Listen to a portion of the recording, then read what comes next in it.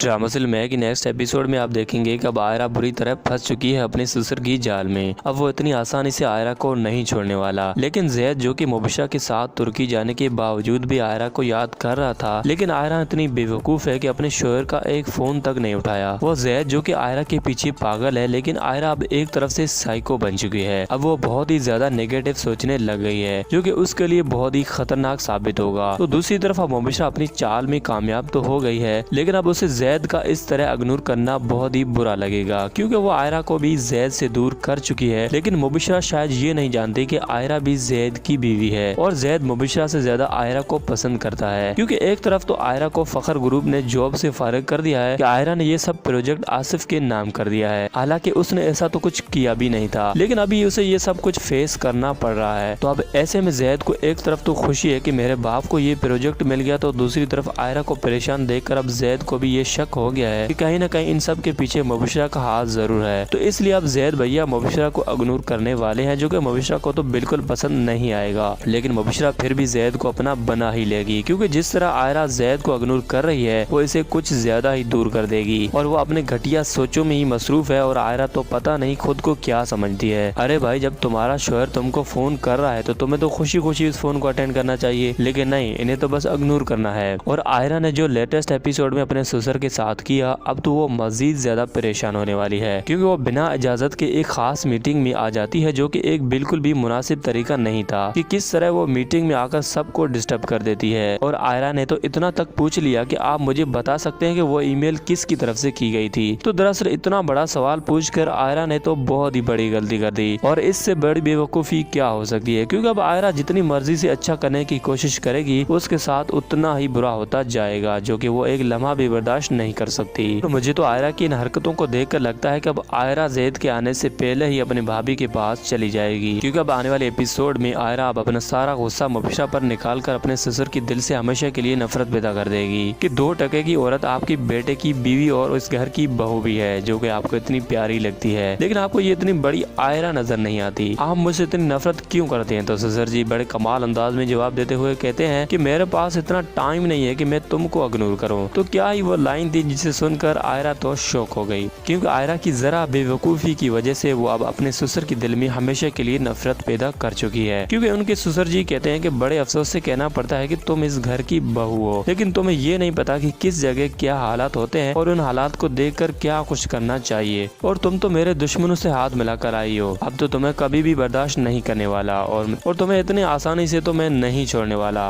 और अगर तूने ऐसा सोच भी लिया तो ये तुम्हारी भूल है। तो दोस्तों, ड्रामासिल में की लेटेस्ट एपिसोड का एक बड़ा ही घटिया सीन दिखाया गया, जिसे देखकर मुझे तो ऐसा लगा कि इस सीन पर बात जरूर करनी चाहिए कि किस तरह हमारे हर पाकिस्तानी ड्रामे में ये दिखाया जाता है कि वो बड़े अमीर घर का बेटा है, तो वो किसी भी पुलिस ऑफिसर से बड़ी बदतमीजी से पेश आ सकता है, और फिर अचानक अपने बाप को फोन करके उस पुलिस ऑफिसर को अपनी औकात दिखा देता है। तो मतलब यहाँ पर भी यही दिखाया जा रहा है कि कोई भी बड़ा अमीर घर का बेटा वो पुलिस ऑफिसर को कुछ भी बोल सकता है। तो उसका मतलब तो यही बनता है कि हमारे पुलिस कितनी गिरी हुई है, वो किसी भी बड़े अफसर के फोन पर किसी को भी छोड़ सकती है। तो ये सीन एक बड़ा स्टूपिड सीन दिखाया गया। खैर, ये तो हमारे अमूमन पाकिस्तानी ड्रामा में होता ही रहता है। तो ड्रामासिल में अब आयरा खुद को जैद की नजरों में बुरी तरह गिरा चुकी है, और अब मुबिशा जैद को अपना बना लेगी। लेकिन जैद भैया फिर भी मुबिशा को अपना एटीट्यूड जरूर दिखाएंगे, जैसा कि आने वाले एपिसोड में आपको दिखाया जाएगा कि मुबिशा जैद को कहेगी कि सब कुछ कितना खूबसूरत लग रहा है ना, तो आगे से जैद कहेगा कि हाँ पता है, ये सब कुछ पहली बार थोड़ी ना देख रहा हूँ, तो मुबिशा को लेने की देनी पड़ जाएगी। तो दोस्तों, वैसे आपको देखकर क्या लगता है कि आखिरकार आयरा जैद को अपना बना पाएगी या नहीं, या फिर मुबिशा तो पहले से ही जैद पर कब्जा कर चुकी है?